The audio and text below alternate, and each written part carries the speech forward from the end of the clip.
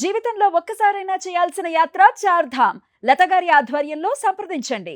నమస్తే, welcome to Suman TV. నేను పద్మిని. ప్రస్తుతంతో పాటు ప్రముఖ పంచాంగకర్త, వాస్తు జ్యోతిష పండితులు, హస్త సాముద్రిక నిపుణులు మేడికొండూరు విశ్వనాథ్ ప్రసాద్ గారు మనతో పాటు ఉన్నారు. మాట్లాడదాం. సార్ నమస్తే. సార్ ఓం మాతాపితృ గురుభ్యో నమః. నమస్కారం. ఎలా ఉన్నారు సార్? చక్కగా ఉన్నానండి. మీరు బాగున్నారా? బాగున్నాను. Thanks for your time. So గణపతుల గురించి చాలా విశేషంగా విస్తృతంగా చెప్తూ ఉంటారు. 32 గణపతి రూపాల గురించి కూడా మనం మాట్లాడుకోవాలి అని అనుకున్నాం. కొన్ని రూపాల గురించి చెప్పి ఉన్నారు. ఆదరణ కూడా చాలా బాగుంది. చాలా మంది కాల్స్ చేసి అడిగిన సందర్భాలు కూడా ఉన్నాయి. శ్రీశైలంలో గణపతికి సంబంధించి మీరు చెప్పి ఉన్నారు. అక్కడ గురువింద గింజలకి సంబంధించి చేస్తారు, మాల ఇస్తారు. దానికి సంబంధించి విశేషంగా చాలా మంది కాల్స్ చేయడం జరిగింది. ఎక్కడ ఏంటి అని. క్షిప్రప్రసాద గణపతి. క్షిప్రప్రసాద గణపతికి సంబంధించి. సో గణపతి అంటే అదొక ఎమోషన్ చాలా మందికి కూడా. గణపతి అంటే ఏదో దైవము, లేకపోతే అమ్మో ఇంత నిష్టగా ఉండాలి, ఇలా కాదు. మన ఇంటి సభ్యుడిగా కూడా చాలా మంది భావిస్తూ ఉంటారు. పిల్లలకైతే చాలా ఇష్టం గణపతి అంటే. సరే, ఈరోజు త్రైలోక్య మోహనకర గణపతి గురించి ఒక్కసారి మీ ద్వారా తెలుసుకోవాలి అని అనుకుంటున్నాను. పేరైతే చాలా హృద్యంగా ఉంది, చాలా అందంగా ఉంది. మరి ఆయన ఇచ్చేటటువంటి ఫలితాలు ఏమిటి? ఎలా ఆయనని ఆరాధన చేయాలి? ఆరాధన చేస్తే మన జీవితాల్లో ఆయన ఎటువంటి మార్పులను తీసుకొస్తారు? ఇవన్నీ ఒక్కసారి మీ ద్వారా సార్. ఇందులో పేరుకు తగ్గట్లుగా త్రైలోక్య అంటే 3 లోకాలకు సంబంధించి. క్లాసికల్ టెక్స్ట్లో వీటన్నిటిలో వివరించిన దాని ప్రకారం ఏంటంటే, ఒకటి మనం ప్రస్తుతం నివసిస్తున్న భూలోకం, ఆ తదుపరి ఉండేది అంతరిక్షం, ఆ పైన ఉండేది దేవలోకం. ఈ 3 లోకాలకు సంబంధించి పట్టు సాధించటానికి అని. అలా కాకుండా మామూలుగా మనం ప్రాక్టికాలిటీ ప్రకారం అంటే చూసుకుంటున్నప్పుడు డే టు డే లైఫ్ లో ఆ విధంగా దాన్ని డే టు డే లైఫ్ లో చూసుకుంటున్నప్పుడు మనకుండే లోకాలు 3. ఏమిటి ప్రధానమైన లోకాలు? మన కుటుంబం, కుటుంబానికి సంబంధించి స్వంత వ్యవహారాలకు సంబంధించి. రెండవది కుటుంబ పోషణార్థం చేసేది, వీటన్నిటికి సంబంధించిన మన కెరియర్. ఈ రెండూ కాకుండా మన పరిసరాలకి, మన బంధుమిత్రులతోటి, స్నేహితులతోటి ఉండే సోషల్ ఎన్విరాన్మెంట్. సో ఈ 3 రకాల తత్వాల్లోనే మనం ఉంటాం. ప్రధానంగా ఉండేది ఈ 3 కదా. ఒకటి వ్యక్తిగతం, రెండవది కెరియర్, వ్యావహారికం, మూడవది సామాజిక. వీటన్నిటికి సంబంధించి. సో ఈ 3 రకాల తత్వాలకు సంబంధించి ప్రతి దాంట్లోనూ మనకు అవసరమైనది చాకచక్యత. ప్రతి విషయంలోనూ ఎదుటి వారిని నొప్పించకుండా, మనకు అనుకూలంగా, మనం ఆనందపడే విధంగా ఉండటానికి ప్రయత్నం చేయటం. ఆ విధంగా ఉన్నప్పుడు మనకి చాలా సుఖంగా, సౌఖ్యవంతంగా అంతా బాగుంటుంది. ఎప్పుడైతే మానసిక ప్రశాంతత ఈ 3 రంగాల నుంచి, 3 తత్వాల నుంచి మనకు ఉంటుందో, ఆ తదుపరి మనకి ఆరోగ్యపరంగా బాగుంటుంది. ఆరోగ్యమే మహాభాగ్యం అనే సూత్రం ప్రకారం ఆరోగ్యం ప్రధానమైన విషయం అవుతుంది. దాని తర్వాత చక్కటి నిర్ణయాలు సరైన టైంలో తీసుకోవటం వలన ఆర్థిక పరంగా బాగుంటుంది, అన్ని రకాలుగాను బాగుంటుంది. సహజంగా కొన్ని పద్ధతుల ప్రకారం 32 గణపతికి సంబంధించిన 32 రూపాల్లో త్రైలోక్య మోహనకర గణపతి ఒక రూపంగా భావించే తత్వం ఉంది. గణేష పురాణం, ముద్గర పురాణం, ఈ పురాణాల వీటన్నిటిలోనూ 2 రకాలుగా గణపతి తత్వాన్ని, త్రైలోక్య మోహనకర గణపతిని సూచిస్తూ ఉంటారు. ఒకటి తాంత్రిక పద్ధతిలోను, రెండవది సాత్విక పద్ధతిలోను. తాంత్రిక పద్ధతికి సంబంధించి మనం ప్రస్తుతం దాని గురించి మాట్లాడుకోవాల్సిన సందర్భం కాదు. సాత్వికంగా ఉండటానికి, పూజా విధానం చేయటానికి ఇది బాగా ఉపయోగపడుతుంది. ఈ గణపతి తత్వానికి సంబంధించి సహజంగా మనం గణపతి రూపాన్ని ఏ విధంగా భావిస్తూ ఉంటాం? విఘ్నాలు రాకుండా ఉండటం కొరకు అని. అంతకుముందు వివరించిన ఎపిసోడ్స్లో వీటన్నిటిలోనూ మన వాక్చాతుర్యత కొరకు, ఇబ్బందులు వస్తూ ఉన్న సందర్భాలలో ఆ కష్టాలను అధిగమించడానికి కొరకు, వీటన్నిటికీ మనం క్షిప్రప్రసాద గణపతి కావచ్చు, మిగతా గణపతులకు సంబంధించి మనం తీసుకున్నాం. ఇందులో ఏమిటంటే కష్టాల గురించి కాకుండా కేవలం సుఖాల గురించి, ప్రివెంటివ్ థింగ్స్లా. అంటే మనకి ఏదైనా పని మొదలు పెడుతూ ఉన్నప్పుడు, లేదా ఏదైనా కొత్త ఉద్యోగానికి అప్లై చేస్తున్న సందర్భంలోనూ, లేదా ఎదుటి వారిని ఆకట్టుకునే విధంగా ఆ ఉండవలసిన ఉద్యోగాలలో ఉన్నప్పుడు అటు వాక్ చాతుర్యత కొరకు, మేధా సంపత్తి కొరకు, వీటన్నిటి కొరకు. మనకి మేధా సంపత్తి, వాక్ చాతుర్యత అవసరమయ్యేది కేవలం మన వ్యాపార విషయాదుల్లో లేదా మన వృత్తిపరమైన విషయాల్లో మాత్రమే కాదు. వ్యక్తిగతానికి కూడా అవసరమే కదా వ్యక్తిగత అది. కుటుంబ ఖచ్చితంగా. సభ్యులతో సంభాషించే సందర్భాల్లోనూ అవసరం. కరెక్ట్. మొదట కుటుంబం విషయాల గురించి చూసుకుంటున్నప్పుడు మనం వ్యక్తీకరించే భావాలు మన కుటుంబ సభ్యులు ముఖ్యంగా జీవిత భాగస్వామి లేదా సంతానం వారి పరిపూర్ణంగా అర్థం చేసుకునే విధంగా ఉండాలి. వారు అపార్థం చేసుకునే విధంగా ఉండకూడదు. కరెక్ట్. ఆ విధంగా ఉన్నప్పుడు వారి నుంచి చక్కటి స్పందన లభిస్తుంది. కాబట్టి కుటుంబపరమైన విషయాలలో చక్కటి అనుకూలతల కొరకు, అదే ఉద్యోగపరమైన విషయాల్లో మన క్రింద పనిచేసేవారు కావచ్చు, మన పై అధికారులు కావచ్చు, వారితోటి చక్కటి సంబంధ బాంధవ్యాలు ఏర్పరచుకోవటానికి, మనకు అనుకూలంగా వారు చేయటానికి, లేదా క్రొత్త ఉద్యోగం గురించి ప్రయత్నం చేస్తూ ఉన్నాం, లేదా పోటీ పరీక్షల్లో పాల్గొంటున్నాం, చక్కటి ఏకాగ్రత అవసరం.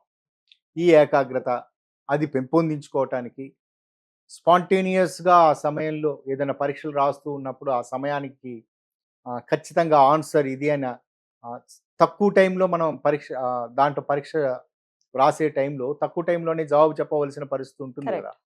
కాబట్టి స్పాంటేనియస్‌గా రావటం కొరకు ప్రిపేర్ అయింది కరెక్ట్‌గా గుర్తు రావాలి కదా! Timely, timely. టైమ్‌లీగా రావటం కొరకు. అదే ఇంటర్వ్యూస్ సంబంధించి. డెఫినెట్. ఇక సామాజిక పరంగా అంటే మిగతా మన ఫ్రెండ్ సర్కిల్స్ కావచ్చు, బంధుమిత్రులతోటి కావచ్చు. మనం మాట్లాడే విషయం వివాదరహితంగా ఉండటానికి.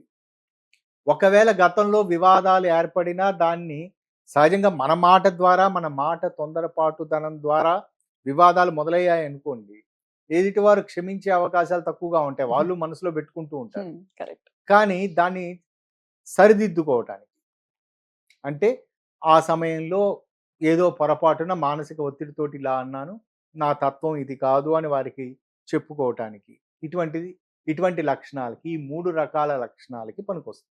ఆధ్యాత్మిక పరంగా క్లాసికల్ బుక్స్‌లో టెక్స్ట్‌లో వివరించినట్లుగా మనకి ఈ 3 తత్వాలు మనం ప్రస్తుతం నివసిస్తున్న భూలోకానికి సంబంధించి, స్పేస్‌కి సంబంధించి, హెవెన్స్ సంబంధించి వీటన్నిటిలో స్పిరిచువాలిటీని పెంచుకోవటం కొరకు అది ఉపయోగపడుతుంది.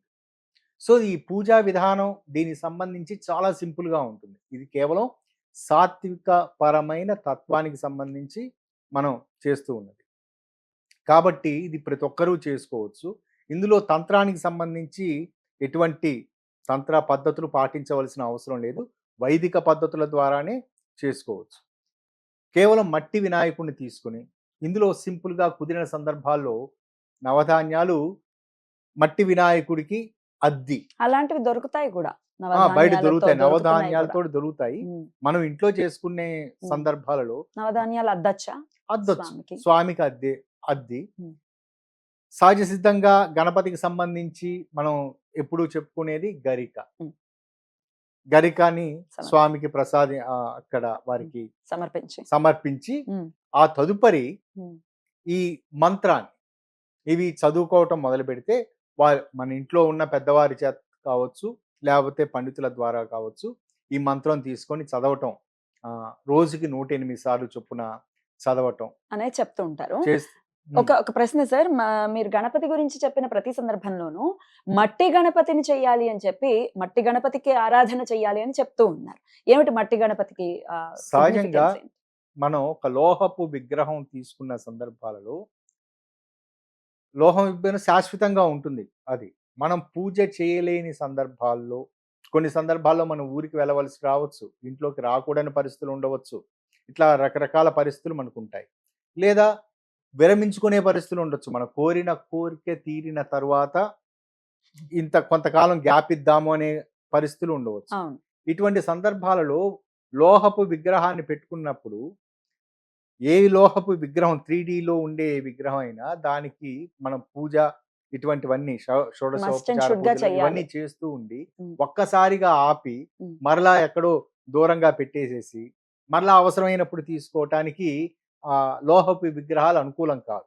అందుకని మట్టి విగ్రహాన్ని తీసుకున్నప్పుడు మట్టి విగ్రహాన్ని తీసుకొని మన కోరిక తీరిన తర్వాత లేదా దీక్ష పూర్తయిన తర్వాత మనం దాన్ని నిమజ్జనం చేయొచ్చా? నిమజ్జనం చేయటం, మరలా అవసరమైన సందర్భంలో తీసుకోవటం. ఈ సౌలభ్యత ఉంటుంది కాబట్టి మట్టి వినాయకుడిని అని తీసుకోమని చెప్తాం. ప్రత్యేకంగా చెప్తారు. సహజంగా మనం లోహపు విగ్రహం 3D విగ్రహం ఏది తీసుకున్నా అది గణపతిది కావచ్చు, మిగతా ఏ తత్వాన్ని కావచ్చు, దానికంటూ ఒక ప్రత్యేకమైన పాజిటివ్ శక్తులు ఉంటాయి. ఆ పాజిటివ్ శక్తులు నెగెటివ్‌గా మారకుండా ఉండటానికి అంటే 3D విగ్రహానికి ఏదైనా పెట్టుకున్నప్పుడు మనకి ఈ అట్మాస్ఫియర్‌లో, ఎన్విరాన్మెంట్‌లో ఉండే నెగెటివ్ శక్తులు, పాజిటివ్ శక్తులు అక్కడికొచ్చే అవకాశం ఉంటుంది. పాజిటివ్ శక్తులను మనకి అనుకూలంగా మలచుకోవటం కొరకు దానికి మనకు అభిషేకం, మిగతా పూజా కార్యక్రమాలు ఇవన్నీ అంటే దానికంటూ ఒక ప్రత్యేకమైన విలువ ఇస్తూ ఉంటాం. రైట్. ఆ విలువ లోహపు విగ్రహాలు పెట్టుకొని కేవలం మనం లోహపు విగ్రహాలు వేరే దేవతలకు సంబంధించి పెట్టుకున్నా, ఏ విగ్రహం పెట్టుకున్నా వాటికి విలువ ఇవ్వటం, అభిషేకం చేయటం గాని, సో, ఒక ప్రతినిత్యం అవి ధూప చేయాల్సి ఉంటుంది. ఖచ్చితంగా చేయటం అనేది అవసరం. ఇప్పుడు ఇంట్లో విగ్రహం పెట్టేసుకున్నప్పుడు దానికంటూ ప్రత్యేకంగా ప్రాణప్రతిష్ఠ చేయటం అనే ప్రక్రియ మరందరూ చేస్తారో చేయరో నాకు తెలీదు. అయినప్పటికీ ఇవి చేయాల్సిన అంటే ఇంత విశేషంగా షోడశోపచారాల పూజలు చేయాల్సిన అవసరం ఉంటుందంటారా? ఖచ్చితంగా ప్రాణప్రతిష్ఠ చేయటం అనేది వైదిక ఆచారంలో ఒక ప్రత్యేకమైన పద్ధతి. అవును. కానీ మనం అలంకరణార్థం తీసుకొస్తున్న మన ఇంట్లో చాలా విగ్రహాలు. పెట్టుకుంటుంటాం. విగ్రహాలు ఉంటూ ఉంటాం. హ్మ్. అది చిన్న విగ్రహం అయినా, పెద్ద విగ్రహం అయినా అలంకరణార్థం పెట్టుకున్నప్పుడు దానికుండే విలువ, దానికుండే దానికుంటుంది. ప్రత్యేకత దానికుంటుంది.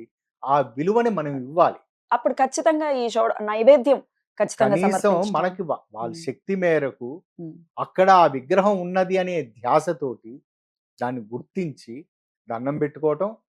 నెగెటివ్ శక్తులు మనం సహజంగా మన ఇంట్లో ఏదైనా నెగెటివ్ తత్వం ఇదంతా ఉన్నది అంటే ధూపం వేస్తూ ఉంటాం. అవును. అటువంటి ఓ ధూపం వేయటం, ఓ దీపారాధన చేయటం. మనం తినబోయే ముందు మనకి స్వా సెంటిమెంట్ కదా! స్వామివారికి ఇదిగో స్వామి ఓ తిను, ముద్ద తిను అన్నట్లు ప్రసాదం నివేదించడం. గుడం అంటే బెల్లం బెల్లాన్ని నివేదించడం. సింపుల్‌గా ఇటువంటి టెక్నిక్స్ చేస్తూ ఉంటే మనకి సరిపోతుంది. సరిపోతుంది. రైట్. అందుకని మట్టి గణపతిని మీరు చెప్తూ ఉంటారు. రైట్. మట్టి గణపతికి నవధాన్యాలతో మరి ఎట్లా చేయమంటారు? ఇందులో హ్మ్. నవధాన్యాలు అద్దండి. హ్మ్. అద్దిన తర్వాత పసుపు వస్త్రాన్ని ఒకటి చిన్నటి వస్త్రాన్ని గణపతికి అలంకరించండి. ఆ తదుపరి దీక్షగా నలుపు రంగు అంటే స్కై బ్లూ ఉండే కలర్ దారాన్ని హ్మ్. దీక్షగా చేతికి కట్టుకోండి. భార్యాభర్తలు ఉన్నట్లయితే భార్య చేత భర్త గాని, భర్త చేత భార్య గాని ఎవరైనా వారి ఎడమ చేతికి దీక్షగా కట్టించుకోండి అది. బ్లూ కలర్‌లో ఉండే దారం. ఆ దారాన్ని కట్టించుకొని దాని తర్వాత వారికి తోచిన వారి కుటుంబ ఆచారాల ప్రకారం హ్మ్. వాళ్ళు ఆచరిస్తున్న పూజా విధానాన్ని ఆచరించండి. హ్మ్. ఆచరించిన తర్వాత షోడశోపచార పూజలు వారికి కుదిరిన సందర్భాల్లో వారు స్వంతంగా కానీ, లేని సందర్భంలో పండితులను పిలిచి వారి ద్వారా గాని చేయండి. ఇవేవీ కుదరని సందర్భంలో స్వామికి నమస్కారం పెట్టి గరికని అక్కడ వేసుకొని హ్మ్. గరికని స్వామికి సమర్పించి ఈ మంత్రాన్ని వారి జీవిత భాగస్వామి ద్వారా గాని, వారి కుటుంబంలో వయసులో పెద్దవారి ద్వారా గాని, హ్మ్. లేదా పండితులు అందుబాటులో ఉన్న సందర్భంలో వారి ద్వారా గాని, ఈ మంత్రాన్ని తీసుకొని రోజుకి 108 సార్లు చొప్పున హ్మ్. చదవటం. అంటే జపం చేయటం. హ్మ్. అలవాటుగా ప్రారంభించిన సందర్భంలో సహజంగా మనం ఏదైనా జపం చేసిన తదుపరి చిన్న నైవేద్యం మనకు కుదిరిన సందర్భంలో ఒక నైవేద్యాన్ని అక్కడ పెట్టటం. హ్మ్. గణపతికి సంబంధించిన నైవేద్యం అందరూ భావించేది ఉండ్రాళ్ళు, హ్మ్. మోదకాలు. మీకు అవి కుదరని సందర్భంలో కొంచెం బెల్లం ముక్క పెట్టి దండం పెట్టుకొని ఆ రోజు అంతటితోటి ముగించండి. హ్మ్. 21 రోజులు కంటిన్యూయస్‌గా చేసిన తదుపరి హ్మ్. మొఖంలో ఆకర్షణ శక్తి పెరుగుతుంది. మొఖంలో ఎదుటివారు గుర్తించే విధంగా ఆకర్షణ శక్తి ఉంటుంది. ఉంటుంది. ఓకే. మాటల్లో చక్కటి సౌమ్యత ఉంటుంది. హ్మ్. ఎదుటివారు గుర్తించే విధంగా చక్కటి సౌమ్యత ఉంటుంది. హ్మ్. ప్రతి విషయంలోనూ చక్కటి అనుకూలతలుంటాయి. హ్మ్. కానీ ఇది మొదలుపెట్టిన తర్వాత 21 రోజులతోటి ఆపకుండా హ్మ్. ముందు వివరించిన క్రమంలోనే హ్మ్. 48 రోజులు ప్లస్ 48 రోజుల పాటు చేసి హ్మ్. దాని తర్వాత ఉద్యాపన చేయండి. హ్మ్. ఉద్యాపన చేయటం అంటే మన సిద్ధి వినాయక చవితికి మనం ఎలా చేస్తామో అదే విధంగా గణపతిని దాని తర్వాత ఆహ్, మనకి పూజా కార్యక్రమాలన్నీ అయిపోయిన తర్వాత హ్మ్. నిమజ్జనం చేయటం. హ్మ్. పూజ అదంతా పూర్తి చేసి. హ్మ్. ఆ మంత్రాన్ని ఇప్పుడు హ్మ్. వివరిస్తాను. హ్మ్. వక్రతుండైక దంస్ట్రాయ హ్రీం, క్లీం, గ్లౌం, గం గణపతయే సర్వజననే వశమానయ స్వాహ.